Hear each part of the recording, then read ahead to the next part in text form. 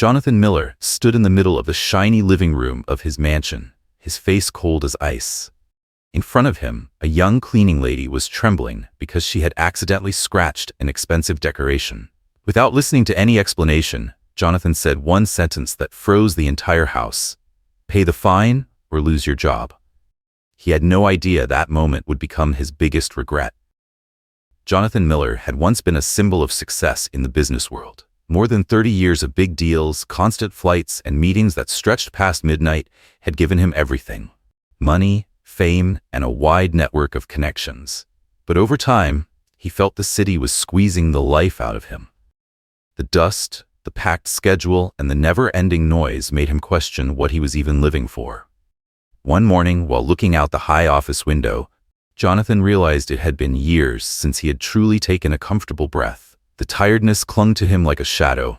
He made a bold decision to leave the city and move to a countryside area with cool air, silence, and distance from all the noise he had endured for far too long. Jonathan bought a large mansion on a wide piece of land surrounded by trees and small paths where he could walk every morning. The house had more rooms than the number of people in his family, but that didn't matter. What mattered was that this place gave him the air he needed. No car horns, no meetings, no crowds, only the peace he had craved for years. To keep a house that big running, Jonathan hired a full team of staff. There was a middle-aged butler who handled every schedule in the home. A chef prepared meals based on the nutrition plan he requested. A gardener took care of trimming every branch. Security staff patrolled from morning to night. And the cleaning staff, made up of 3 people, took turns cleaning every room in the mansion. In that group, there was a young woman named Sophie. The first time Jonathan saw her, he only gave a slight nod before turning away, not caring much. She always wore a clean uniform, her hair neatly tied back, and her eyes were gentle. Her small frame made her look even younger than she really was.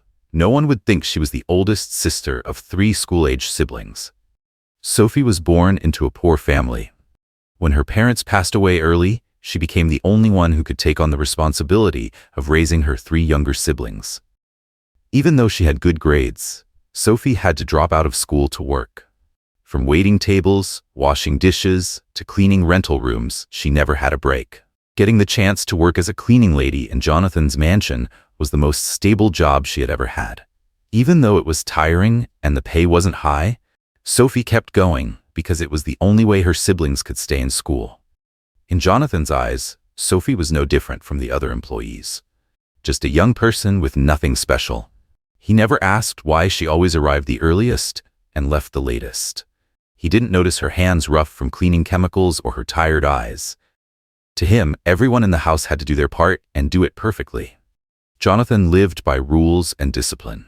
From how the towels were placed on the table to the exact position of every decoration, everything had to be precise. His perfection made him so demanding that no one dared make a mistake. Between Jonathan and the people working in his house, there was an invisible distance.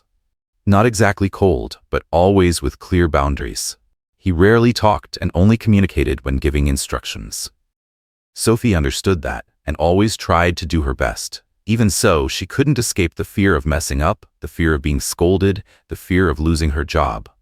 They lived under the same roof but in 2 different worlds. One had everything yet felt empty. One had nothing yet carried an entire family. Their relationship started with distance and no emotion, and it would only change when the first incident happened. The next morning, the mansion stayed as quiet as always. Sophie started her work early, just like every day. She moved through each room with her usual care, keeping every sound to a minimum because she knew Jonathan hated noise in the morning. When she stepped into the living room, Sophie decided to wipe down the glass display shelf against the wall. On it stood a clear glass sculpture with an elegant curved shape. She knew Jonathan valued it because he often stood in front of it whenever he was deep in thought. As she reached out to adjust the edge of her cleaning cloth, Sophie slightly tripped on the rug. It was just a small misstep, but it was enough to make the sculpture wobble. She grabbed for it on instinct, but her fingertip hit a sharp edge, causing the piece to twist and scratch. A thin but clear mark cut across the glass. The scratch caught the morning light and stood out far more than she wished. Sophie froze. She tried to wipe the scratch with a soft cloth, but the more she wiped, the more it stood out under the sunlight coming through the big window.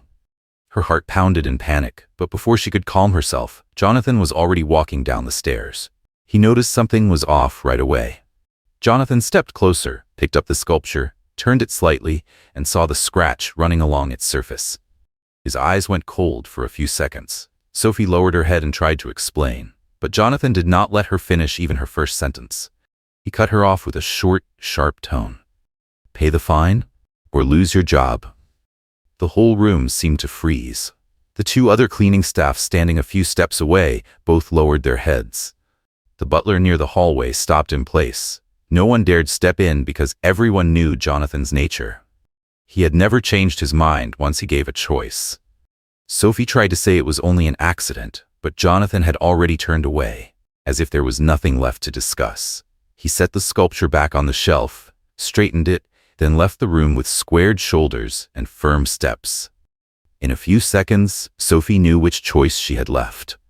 Losing her job meant her 3 siblings would have no food, no rent money, no school supplies. She couldn't take that risk. Her voice was small but steady when she said she would pay the fine. No one in the living room said anything else. The gardener walked by, saw Sophie's red eyes, but kept going. The butler gently touched her shoulder as he passed, but didn't speak either. Everyone felt for her, but no one was brave enough to stand against Jonathan. That day, Sophie finished her work in silence. She kept her face as normal as she could, but the cloth in her hand grew damp with sweat. When she left the mansion at the end of the day, her legs felt as heavy as if they were tied to stones. That evening, back in the small rented room she shared with her 3 siblings, Sophie spread the money she had on the table. She divided it into parts: food, electricity, water, rent. After subtracting the fine, Jonathan demanded what she had left would only last a few days. Sophie sat still, staring at the small amount of money. She would have to cut meals for the week. She would have to tell her youngest sibling that they couldn't buy any school supplies this month. She would have to say no to her middle sibling's request to join a class trip. Each thought felt like a small knife cutting into her heart. She wanted to cry, but didn't let herself. Sophie knew that only strength could keep her family standing. She stacked the bills neatly, wrote notes in her little notebook, then checked her uniform for the next day. Meanwhile, Jonathan ended his day by reviewing financial reports in his office. He barely remembered what had happened that morning. To him, it was just a small mistake that needed to be handled by the rules to keep everything in the house running perfectly. He never thought that the fine could shake someone's entire life. To him, it was just a matter of principle. But to Sophie, it was a week of struggle. Before going to sleep, she looked at her 3 siblings already fast asleep. Their small faces reminded her that she had to keep going, had to endure, had to stay strong, even when everything felt unfair. Sophie knew she had no choice but to keep moving forward. That was all she could do. Early the next morning, before the sun was fully up, Jonathan noticed the mansion was quieter than usual. In that silence, he saw Sophie had already started working earlier than everyone else. She carried a small tool bag, walked quickly but quietly, and began checking each room before the others arrived. No one had asked her to do that, but she still did it. Jonathan saw it as he passed through the hallway on his way to the backyard. He didn't say anything, just noted it in his mind as something unusual. In the days that followed, he noticed Sophie always left the mansion later than everyone else. When the cleaning staff finished and packed up, Sophie often asked to stay a few more minutes to wipe a few spots she felt weren't clean enough. Jonathan didn't come downstairs to check, but the security cameras caught her bending down to wipe tiny dust marks on the edge of a cabinet or rearranging decorative pillows no one paid attention to. What surprised him was that Sophie never seemed frustrated or complained, even though the work was heavy and her hours were longer than usual. There was a time when the butler suggested Sophie take a longer break because she had been working non-stop since morning, but she gently shook her head. She said she was fine and wanted to finish her tasks on time. Jonathan heard her response as he passed through the kitchen. She spoke softly, politely, and with clear determination, not in resistance, but like someone who had lived her whole life pushing herself to do more so she wouldn't fall short of anything. He stood there for a few seconds longer than he needed to, not to listen, but to watch how hard she worked to keep herself calm. One afternoon, Jonathan was walking down to the garden when he heard Sophie's voice coming from the staff break room. The door was slightly closed, just enough for her voice to slip through. She was on the phone with one of her siblings. Her voice was soft but full of worry. She reminded them to eat properly, told the youngest not to skip breakfast, just to save money so she wouldn't feel burdened. Sophie promised to send extra money over the weekend, even though Jonathan knew her salary didn't leave much to spare. Her voice shook a little as she said everything would be all right, that she would figure things out. She spoke like an adult, trying to hide a storm behind her back, so the children wouldn't see it. Jonathan stopped outside the door. He hadn't meant to listen, but he couldn't make himself walk away. This was the first time he clearly heard the exhaustion in Sophie's voice. When she ended the call and stepped out, they almost bumped into each other. Sophie flinched slightly, then tried to give a polite smile. Under the warm hallway light, Jonathan saw the dark circles under her eyes, the slight swelling of her eyelids, and the tiredness she couldn't hide even though she was trying to look strong. That was the first moment he truly saw her, not just the uniform she wore. After that day, Jonathan started asking the butler a few small things about Sophie. He asked in a calm voice, as if trying to make sure he did not seem too interested. The butler only shared basic details. Sophie was the hardest worker in the group, had never taken a single day off, and always volunteered for the heavier shifts without complaining. There was a time she even asked to switch shifts with a coworker because that person needed to take their child to a medical appointment. The butler did not know much about her personal life, only that she lived with her 3 siblings in a rented room a few blocks away. The details were simple, but enough to make Jonathan pause for a few seconds. He realized he did not even know the full names of many people working in his own home. They worked every day, cleaned everything he used, prepared his meals, took care of the garden, yet he had never asked anything beyond what he needed done. That distance had always felt normal to him. But now it felt a bit wrong, even if he could not quite describe the feeling. The incident with the scratched item made him remember the way he reacted. At the time, he saw the fine as reasonable, as sticking to principle.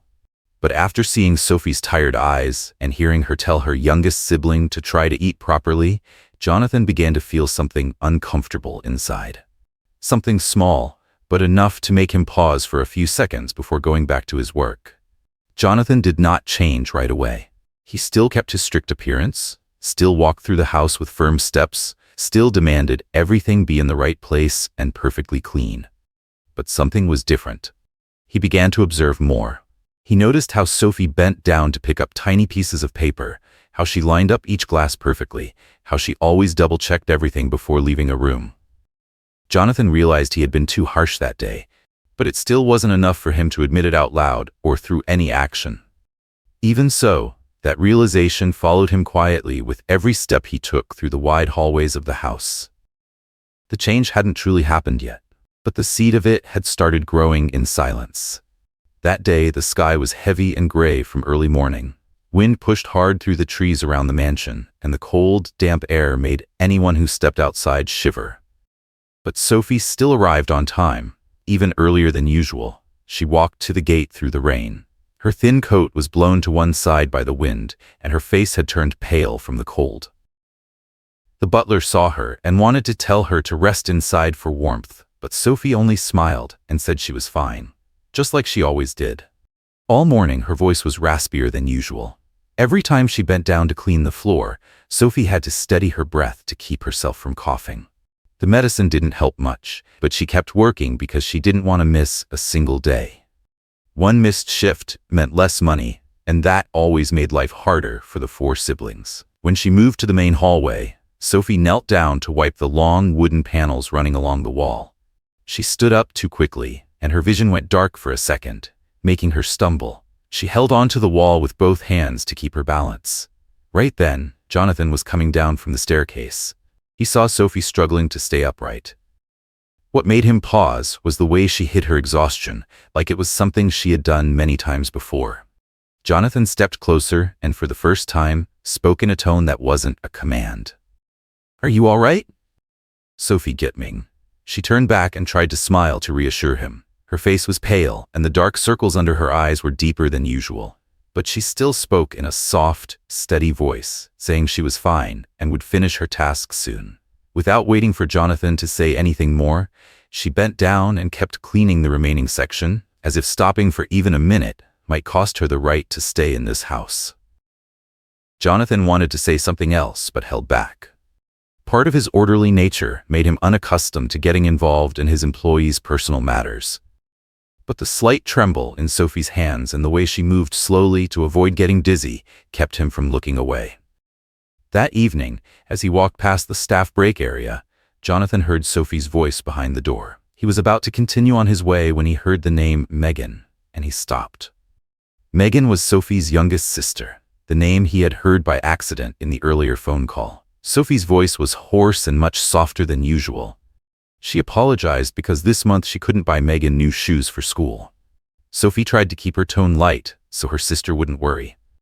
She said to try using the old pair for a while, and if they tore, they could glue them a few more times. Then she reassured her that things would be all right, that she would try to work extra to make up for what they were short on. Megan, on the other end, sounded a little sad, and Sophie kept comforting her, saying that as long as the three siblings behaved and stayed focused on school, every hardship would pass. Jonathan stood outside the door, his hand resting lightly on the wooden frame. Sophie's voice grew weaker, but she tried to sound cheerful so her siblings wouldn't be scared. Every sentence she spoke was another moment of forcing herself to stay strong. When the call ended, Sophie let her hand drop onto the table and sat still for a few seconds to catch her breath. She had no idea Jonathan was standing just outside the door, not moving at all.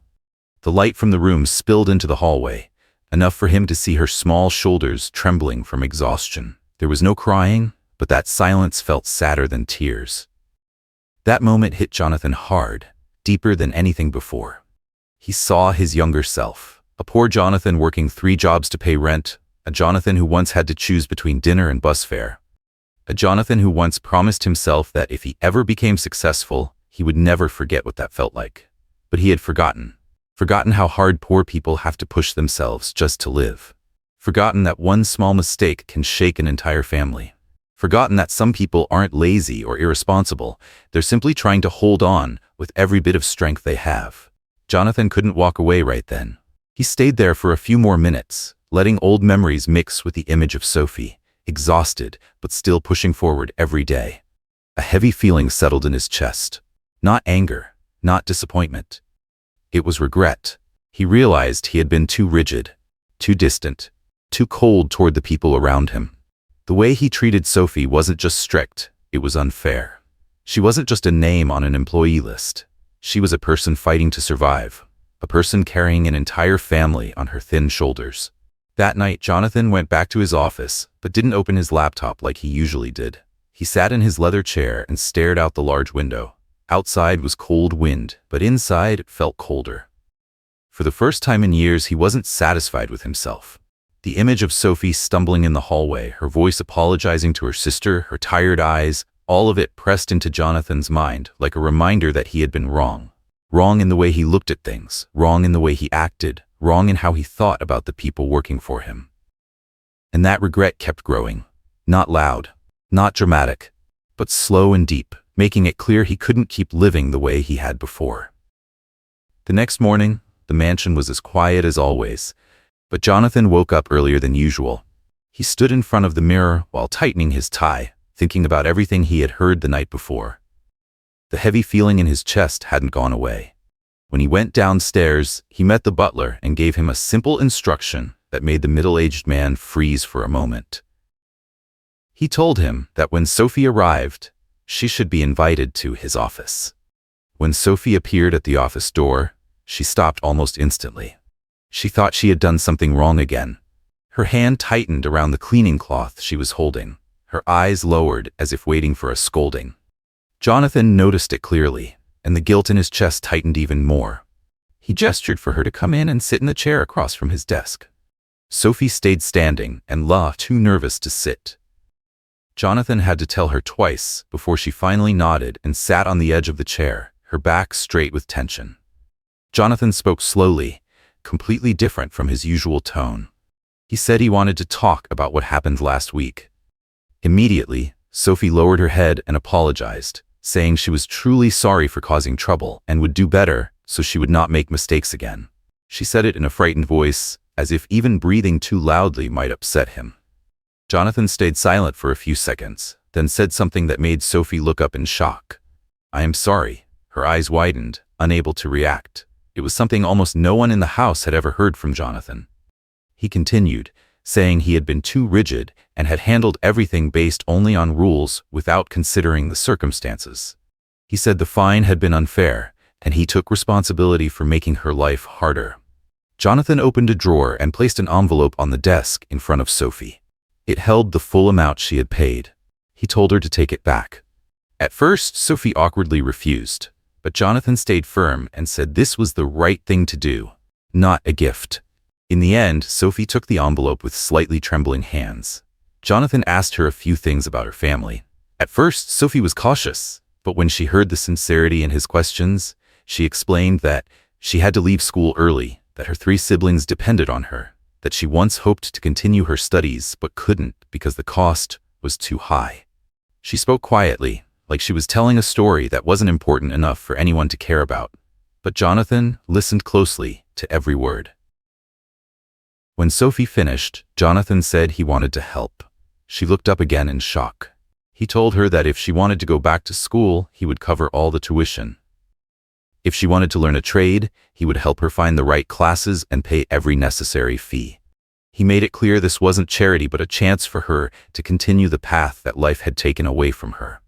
Sophie shook her head over and over, saying she couldn't accept something so big. But Jonathan stayed calm and told her there was no reason someone as hardworking and kind as she was should have to give up on improving her future. He also said he would support her siblings' living expenses for a while so her family could stay steady. When Jonathan said that, his voice was gentle, but the sincerity in it was so clear that Sophie could no longer hide her emotions. Her eyes turned red, her lips pressed tight as she tried to hold back a sob. She placed a hand on her chest to steady her breathing, but tears still fell quietly. She said thank you over and over, though her voice broke and the words didn't come out right. The butler walked past the hallway and saw the scene through the crack in the door. He froze, because he had never seen Jonathan speak to an employee like that, much less seen him lean forward and talk softly to anyone. Within minutes, the news spread through the entire household staff, leaving everyone shocked and whispering about the unexpected change in Jonathan Miller. When Sophie finally calmed down, she spoke to Jonathan in a small but steady voice, saying she would not let his help go to waste.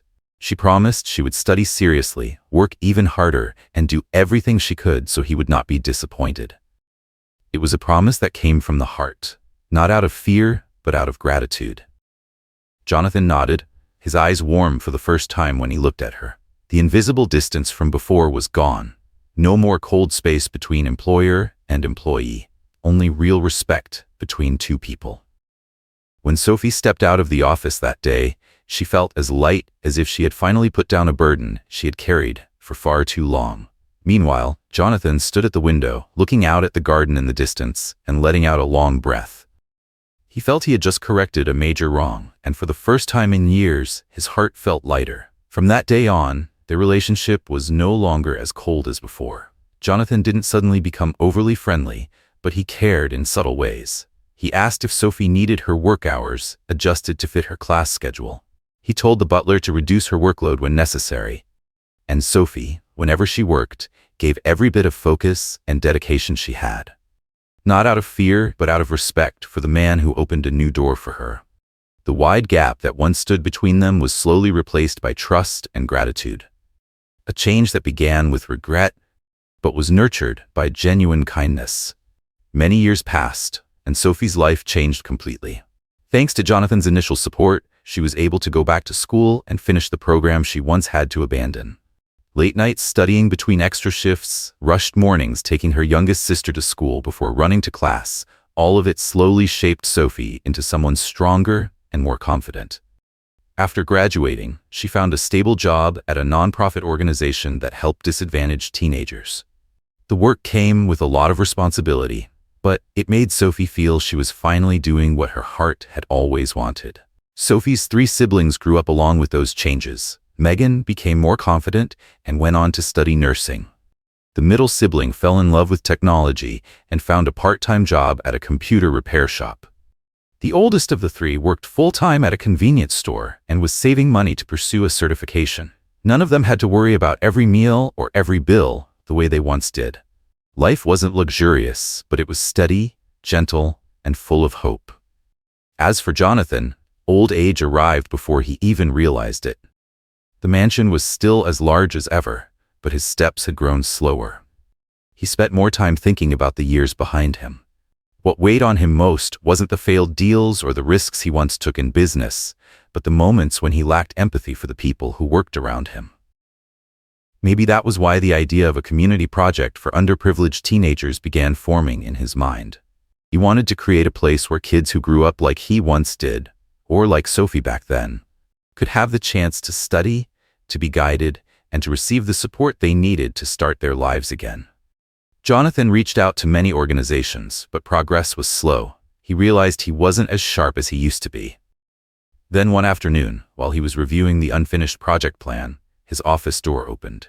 Sophie stepped inside. She was no longer the young cleaning lady she once was. She walked in with confidence, bright eyes, and a smile full of energy. She said she had heard about his project and wanted to help. Not as an employee, but as a partner. Jonathan stayed still for a long moment. He looked at Sophie as if he were seeing a beautiful story being written right in front of him. She talked about youth programs she had worked with, suggested concrete steps, offered solutions, and shared her experience. She spoke with passion and gratitude. Jonathan listened to every word, feeling a sense of pride he could not put into words. In that moment, he realized something he had never understood his entire life. Kindness, when given at the right time, always returns in the most beautiful way.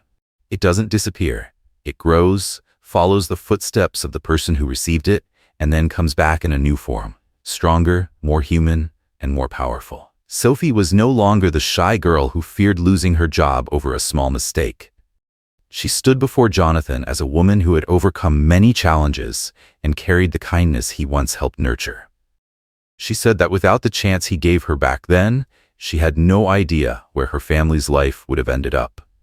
Now it was her turn to help him do something better for many others. Jonathan looked into her sincere eyes and knew the project would succeed, not just because it was a good idea, but because it had the support of people who knew what hardship felt like and who understood what hope truly meant. The story ends with the reunion of 2 people who once stood on opposite sides. One had been cold, one had been afraid. But thanks to kindness, empathy, and a chance to make things right, both of their lives changed direction. One kind decision didn't just save a family, it created a circle of good that kept growing for years. Kindness has a power that reaches farther than we expect. Just one small choice, one moment of seeing someone with compassion, can change an entire life. Jonathan relearned how to be human from the very girl he once hurt without meaning to. And Sophie, once given a chance, turned it into a journey of growth and came back to help even more people. Their story reminds us that everyone deserves a second chance, and kindness is never wasted. What do you think pushed Jonathan to change so deeply? Tell us in the comments. Thank you for listening to today's story.